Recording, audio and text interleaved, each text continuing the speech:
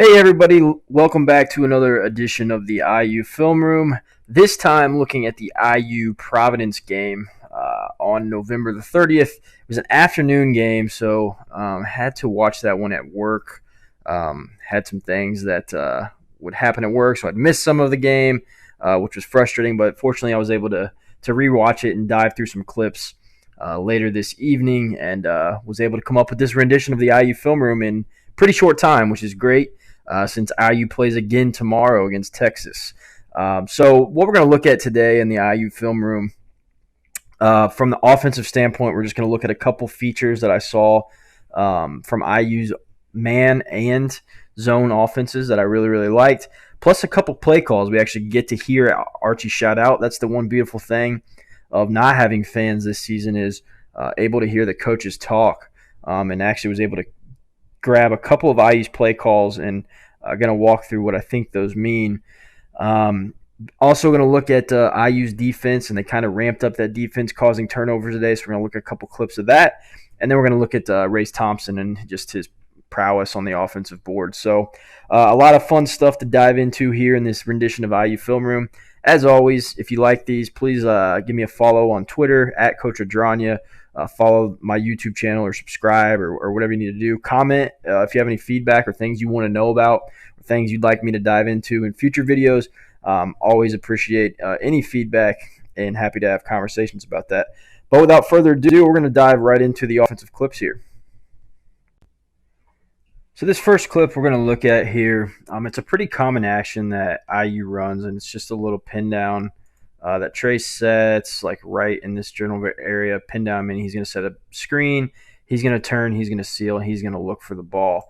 So like I said, it's a pretty common action that we see from the Hoosiers time in and time out. So there's that pin down. You see him set for Al. You're going to see him turn and seal right here. So IU's looking to get him the ball. They get him the ball here. Now this is what I really like. So essentially you're going to see two guys go on to Trace, and they're going to double him. So you see 14, you see 5. So Race Thompson, he's kind of not spaced very well right here, but as soon as he sees this guy go double Trace, guess what he does? Nice little cut right here. Trace, excellent vision. He's got the ball high. He can see the entire floor from here, and essentially it's just a really good play. Trace with the cut, or excuse me, Race with the cut, Trace with the pass. Nice little action for the Hoosiers. So this next clip that we're going to show you, it's essentially just showing Galloway's speed with the ball and just his slashing ability. Doesn't have the best jump shot or anything right now, but this kid just plays so hard, and I just wanted to show that in this video. So you see him catch here. I mean, it's one dribble, and the Providence defender is completely he's screwed here, for lack of a better term. You see a straight line drive opportunity for Galloway. He takes it to the hoop easily. He's got 2 points. So these next 3 clips I'm going to dive into, I want to talk about because it must have been something that IU saw on film that they thought they could do.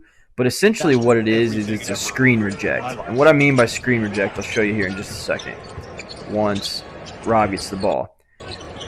So essentially what you're going to see is Trace is going to go up and set this ball screen here on the Providence defender. Well, what Providence is doing is they're essentially trying to cheat the play, basically, and they're going to take a little step over here. They think that Rob's going to use that ball screen because IU used a bunch of ball screens last time. But really what Rob's going to do is he's going to fake like he's going to go to his left, and he's got a driving opportunity here. And IU was able to accomplish this multiple times throughout the game this afternoon. So I want to show you that. Boom, reject, to the rim, foul, 2 shots.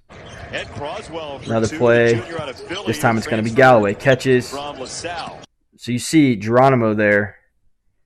He's going to set that ball screen. And Galloway's just going to get a little head fake. You can see the Providence defender right here. He's kind of feeling Galloway.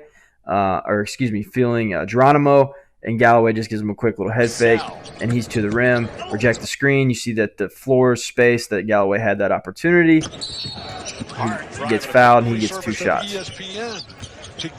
Another one right here. You're going to see the ball swung to Al.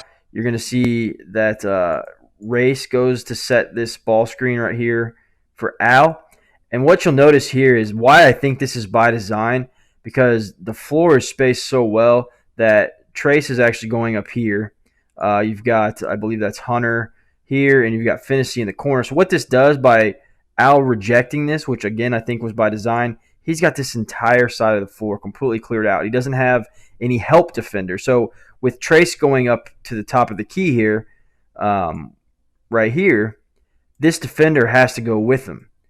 This defender is hedging out, and these two guys got to stay tight to their men. So really, Al's got to clear out here, and there's not really any help side to stop him from that clear out. So I do think this was by design action of rejecting the ball screens. As you see, no help side, easy 2 points.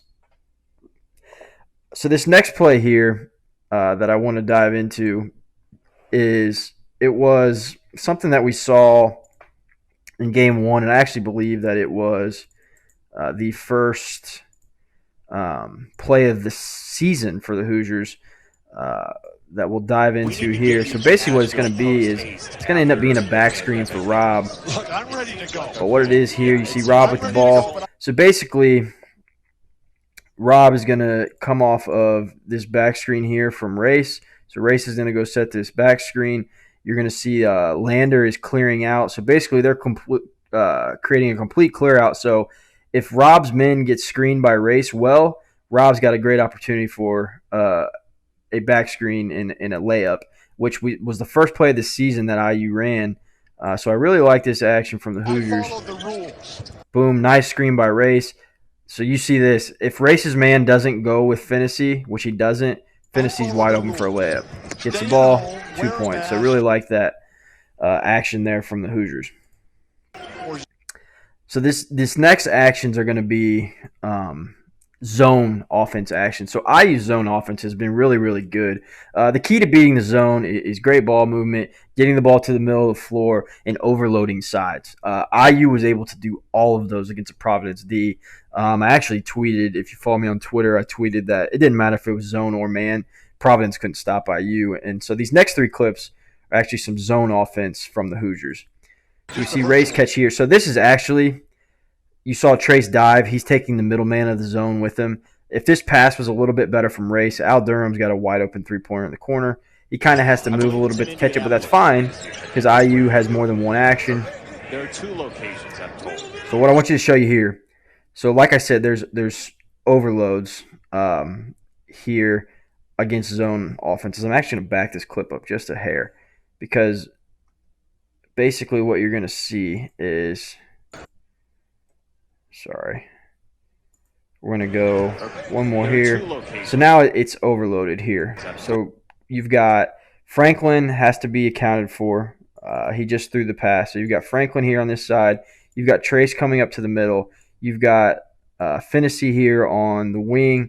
And you've got Race here in the short corner. So basically what I mean by overload is you've got four guys on one side of the floor. And there's only three of Providence to guard them. So that's the key to beating a zone. So they overload this side. So what does that do? Well, in essence, basically by having Trace and Race over here, this middle defender right here, he has to make a decision. Is he going to take away Race on the baseline, or is he going to take away Trace, which he makes the decision to take away Trace. So basically what that does is it leaves Race Thompson wide open there in the short corner, and that's going to result in 2 points for the Hoosiers. Nice job there by Race. So then we're going to look at another clip here of IU's overload actions. So again, when I talk about overload, I mean that we've got 1, 2, 3, 4 guys on one side of the floor against a 2-3 zone. Makes it really, really difficult for that zone defense to guard unless they shift their zone, which Providence does not. So you still got 4 guys on one side of the floor, 3 of them trying to guard them. So what does that do? Right now, if you pause this screen, who's open? Trace Jackson Davis. Because again, this middle guy here has to make a decision. Am I going to guard Trace or am I going to guard Race? So it's a great job by IU of overloading the side. Ultimately, this time, the guy decides to take away the short corner. So what happens? Now Trace catches the ball. So now that middle guy has to commit to the guy that has the ball. He can't leave the ball wide open. And what does that do? It leaves an opportunity for Race Thompson to dive to the bucket with nobody guarding him and a dunk. Another zone offense for the Indiana. Does he have teammates? Who are the other two? Excuse me, this is not a zone offense. This is a ball screen offense. Shifted a couple of times, so I don't want to get him wrong. But and we've got Trace on a dunk. But why I have this clip here, I actually want to talk about it, is if we listen to Archie, he's calling 15 short right now. So 15 short, what I believe that means is the 1 and the 5, 15, are in an action. So that's a ball screen by the 5 on the 1, so it's really easy action. 15 short, I think that short means that it might mean pop or Trace kind of stays 15 feet out on the pop. I think that's what 15 short means.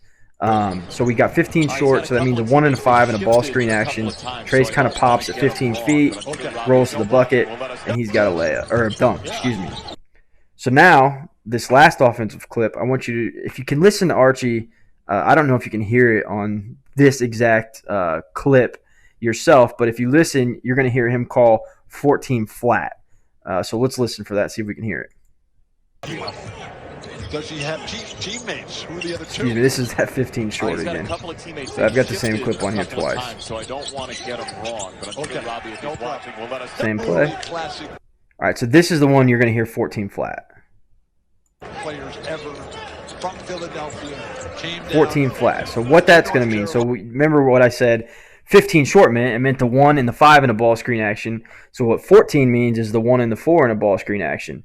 And as you see, the 5 is Trace, the 4 is Race. So Race is going to come up here and set a ball screen for Finney.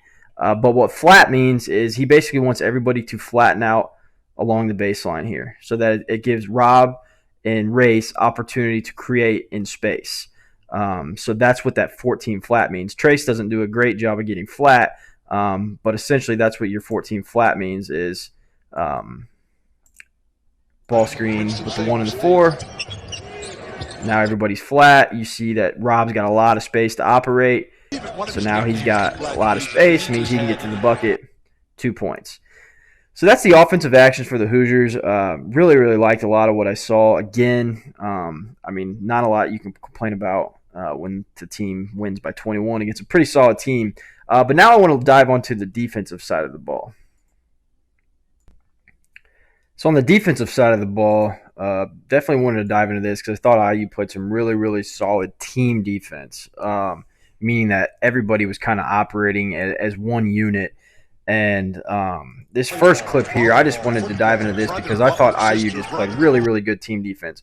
One quick little note that I want to make is what's interesting is IU has always been a pack line defense team, which means one guy pressures the ball, which would be Al here, and it means everybody else is kind of inside what they call the pack line, which is basically this gray line here that I'm doing a poor job of tracing with a red line. But basically in the pack line defense, the basic principles are heavy ball pressure, then everybody else sits in gaps behind this red line or gray line or whichever one you want to look at there. IU did not do that today. It was almost a little bit against their pack line defense. There was much more pressure and denials, which I really like to see. I think they have the personnel and they're deep enough to play a little bit more up-tempo, getting passing lanes and denying, which we see here. So you see Race denying up high. I would suggest reading the headline first. It says you see everybody's got active hands. Look at Finney's hands here. He's wide. They're active. Race doing a really nice job. Active, high hands. You're very welcome. Nice little help there by Race with Trace. Just really, really great team defense. Nice job of walling up by Franklin and not fouling, and it results in a turnover. Here on this defense possession, something else that IU's done differently this season is switching screens, and not just on the ball. I talked about ball screens in my last IU film room, but they are also switching screens off the ball. And in this instance in particular, they're switching every screen on this baseline out of bounds play. So if you watch, I believe that it's Galloway here ends up switching a couple different times, but basically it's actually less work on these guys to be able to switch, and it creates a turnover here. So you see Galloway switches. He switches on the 0 there. Now they're in a predicament. Armand Franklin gets a steal. This next clip here I just want to talk about because basically it just shows IU had Providence scouted really well. Now this out-of-bounds play is about the most elementary out-of-bounds stack you'll see in history of the world.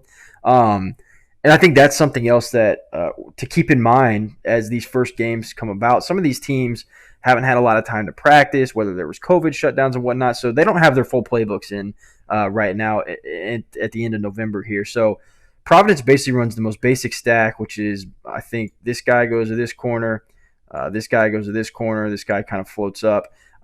It's a really basic play, but IU had it scouted really well because it ultimately ends up in a Providence turnover. So we'll watch that really quick. Watch this little stack. And nothing going there. Armand Franklin does a nice job. It's another steal for IU. Wow.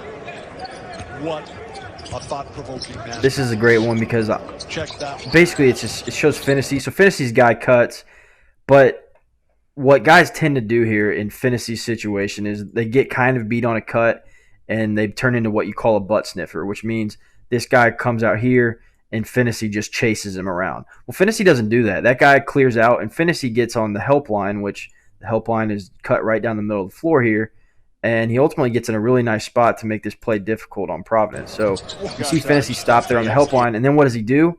This guy's got a straight line drive on Lander. Finney gets in his way. Lander's able to get his hand in there, but Lander was beat. Finney did a nice job of deterring his path.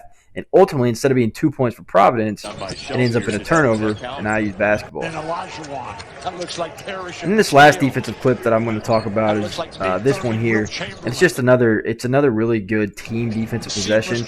But basically, you've got Al Durham, I think, kind of causes this turnover. It's just a quick little stab, a hedge at the ball handler, and then recovering to his man. But by doing that, it makes him pick up his dribble, takes an extra step, and that's a travel. So just a few defensive clips that I wanted to dive into there for the Hoosiers because I thought they did a really nice job on the defensive end. And I really liked their pressure and their tempo on defense and just being active and keeping their hands active. And it was really good to see.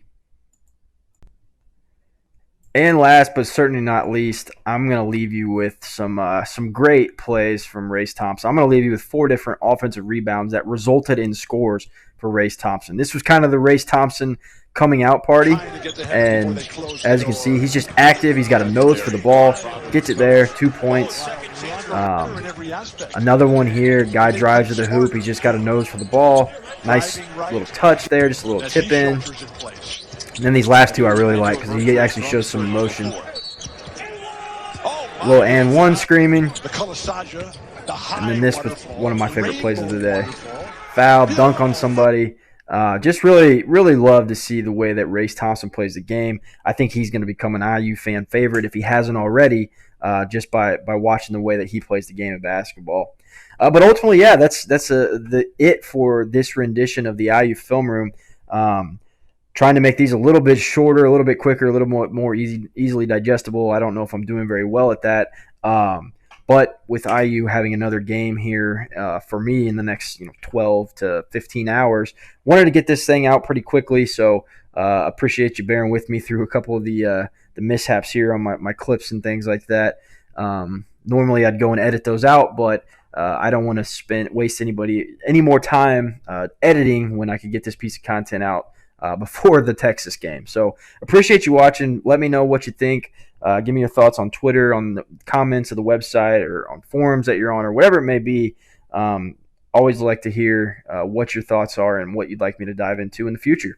So with that said, it'll be fun to look at how IU handles Texas pressure tomorrow. Texas, I believe, is number 9 in KenPom right now. IU is number 14. So it'll be a fun one. It'll be an exciting one. Look forward to breaking it down for you right here in the IU Film Room. Until next time, folks, thanks for watching.